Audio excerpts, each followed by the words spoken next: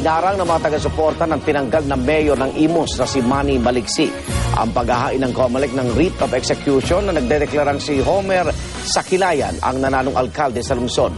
Hindi rin nakapasok sa City Hall si Sakilayan kaya nanumpa na lang siya sa ilalim ng isang puno. Saksi si Dante Perello. Hanggang ngayong gabi, hindi pa rin umaalis sa Imus Municipal Hall ang mga taga-suporta ng tinanggal na mayor na si Manny Maliksi. Hanggang mamayang madaling araw po, hanggat nandito po si mayor, nandito rin po kami.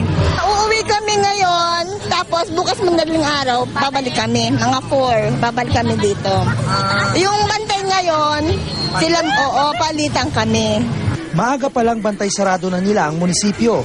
Yan ay para pigilan ng pagpasok ng mga taga-COMELEC na bitbit ang writ of execution para ipatupad ang utos ng Korte Suprema nitong March 12 na paupuin ng mayor ng Imus si Homer Sakilayan na idineklarang panalo sa 2010 elections matapos ang COMELEC recount.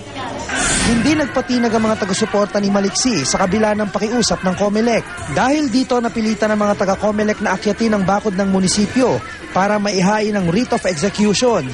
Dito na nagsimula ang tensyon at tulakan. Ilang taga-suporta ni Maliksi ang nasaktan sa gulo. May pinto ng munisipyo. Pagkatapos kami po nakabarikada kami mga babae. Ako po nakatalikod. Ako nasaktan talaga dahil ito inano niya ako dito sa kamay. Ginano niya ako, inano niya kamay kung gano'n, sabi niya.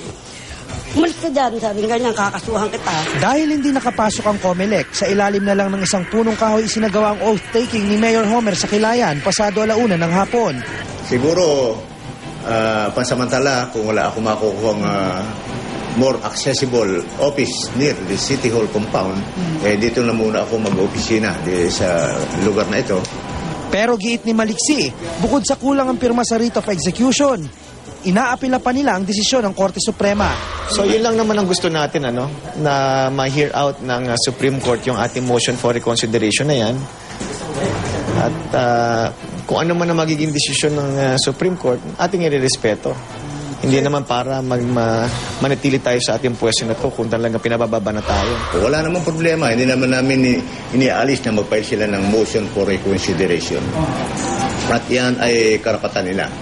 Pero dapat nilang intindihin na ang kautusan ng Korte Suprema sa pagpapabalik sa akin bilang alkalde ng lungsod na ito ay immediately executory. Mula rito sa Imus, Cavite, ako si Dante Perello, ang inyong saksi.